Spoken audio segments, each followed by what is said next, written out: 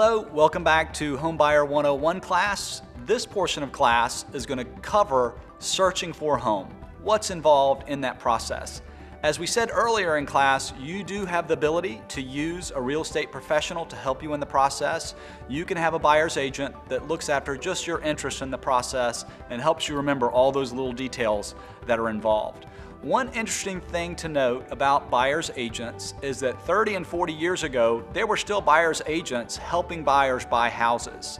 But the state of South Carolina and the real estate industry realized that there was a bit of conflict of interest that came up in that process. And the conflict is that buyer's agent was still being paid by the seller and that seller's agent.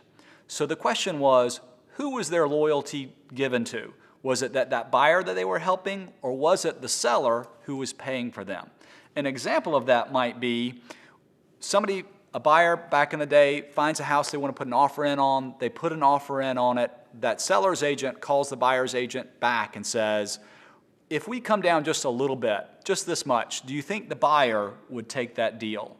And the question at that point was, would the buyer's agent divulge any confidential information or hurt that buyer's negotiating position and say, sure, they might do that, or I can't say. So to protect buyers in that situation, the state of South Carolina came up with a buyer's agency agreement for buyers. And here's principally what the buyer's agency agreement says. Number one, it says that realtor has to look after the best interests of that buyer. Number one, if they know anything that negatively impacts that property, they have to make that buyer aware of it. Is it so close to a road that road noise is going to hamper them in selling the property in the future? It's going to hurt their resale value? Is there a hazardous situation that they need to know of? Is there a new landfill going in down the street? The buyer's agent is required by this contract and by law to divulge those important information and bullet points to that buyer. And secondly, it says that they may not say something that hurts that buyer's negotiating position. So in our example before, when that selling agent says, what do you think the buyer is willing to pay for this house? That buyer's agent cannot answer the question. They have to say, I'm sorry, I can't answer that, or I'm sorry, I just don't know, but if you'll give me a counter, I'll be glad to take that back to my client and see what they say. So the buyer's agency was created to protect you in this process and protect your negotiating position, help you get the best deal that you can for yourself. Secondly, the buyer's agency also says that you will use the realtor that's helping you. So just as an example, if you were to start using a realtor, go out, look at 20 homes, that after looking at 20 houses, you wouldn't decide to switch realtors and your neighbor right around the corner just got their real estate license and I'm going to let them help me in the process and they'll get paid, and not this first realtor that has helped me so far in the process. So that is the buyer's agency agreement. And just remember, that's really important when you start the process of searching for a home with a real estate agent. So now we're going to talk about searching for a home online, how to find that house that you've been hoping for. There are two different ways that I would recommend that you set up a search online. Number one is you can use CharlestonPropertyShop.com's search engine. If you'll go to the advanced search, it will let you plug in the price point you're looking for, the square footage, what area you'd like to find a home in, the bedrooms, the bathrooms. You can plug all those things in and then go up to the top right corner and hit save. It'll save that search for you. So when you come back, you can just hit search again and it'll bring up any new properties that have come on the market. That's a really easy way to just get a search set up at home.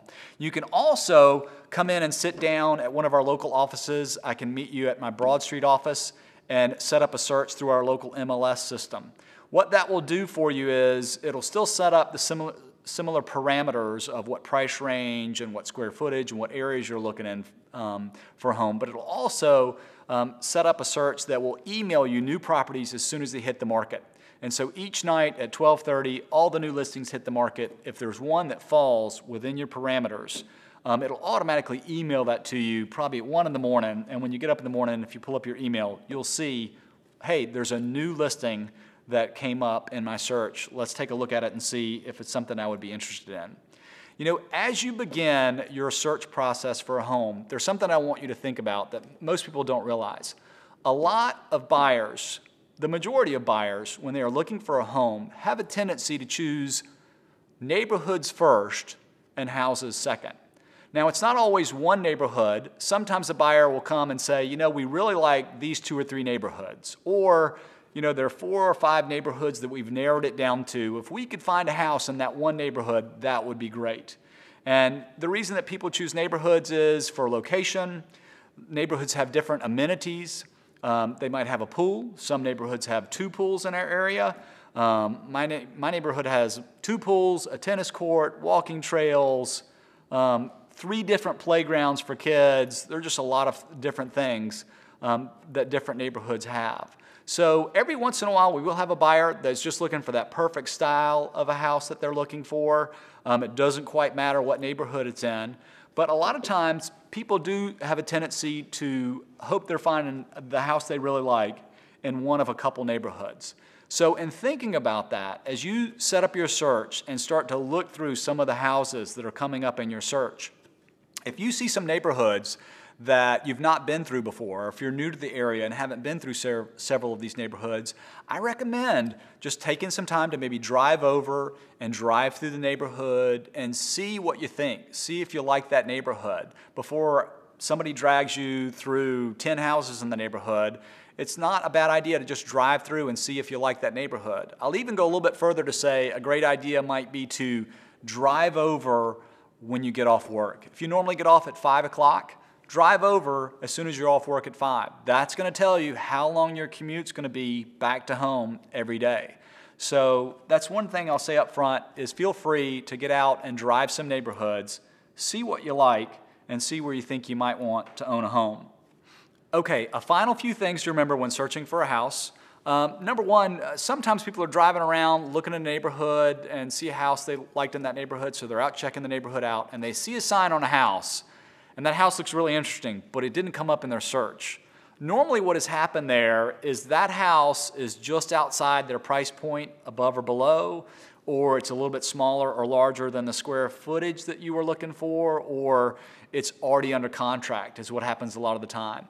But if you will write that address down, make sure you get the street name and the box number, and get that to your realtor, they can check it out and find out exactly what's going on in that house. And it may be that it was just a smidge outside of your square footage you were looking for or your price, but it might be available, and that'd be something that you could decide that you might want to check out. So remember, if you see something interesting, write that down. Speaking of writing things down, if you were to be in a neighborhood checking things out and saw a for sale by owner sign, what would like for you to do there is to write the number down on that sign if that looks like a house that you may be interested in. And then get that number to your realtor, let them make that phone call for you to find out what exactly is going on with that property, what the price is, square footage, bedrooms, but also to see if that for sale by owner would be willing to compensate an agent to help you. Because if they're not willing to pay an agent to help you, then it's awfully tough to work through a for sale by owner on your own or to pay an agent out of your own pocket to help you. So if you'll just remember to write that number down, most all the time for sale by owners are willing to help pay a buyer's agent to bring them a buyer. So just remember to let them call first for you and find out what's going on there. Another thing you may come across as you're out driving around is that you may come by a new neighborhood that has a model out and they've got a sign that says agent on duty, and you'd like to go in and check out what that house looks like, maybe check out the neighborhood. I would say that's absolutely fine. One key phrase I'd want you to remember is when you go in, just let them know that your realtor said that you should stop by. The key point is let them know that you have a realtor helping you. And the reason I say that is that a lot of the new home developments do some advertising. They put out signs. They may advertise on the radio or the TV.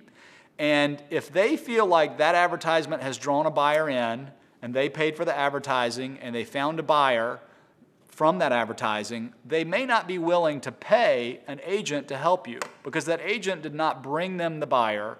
That buyer saw a sign and came in, and they paid for that advertising. So you want to make sure that you let them know that you have an agent helping you, and usually they'll have a sign-in sheet where you can put your name and contact info and your agent's name. So just if you're going to stop in, make sure you know which agent you've decided to use and that you provide that name to them. And finally, I would just say that it's once again a great time to buy a property in the Charleston area. There's just a lot of good opportunities out there. And our next class, we're going to be talking about what it takes to put an offer in on a house and what is that process. So thanks again for joining us, and we'll see you at the next class.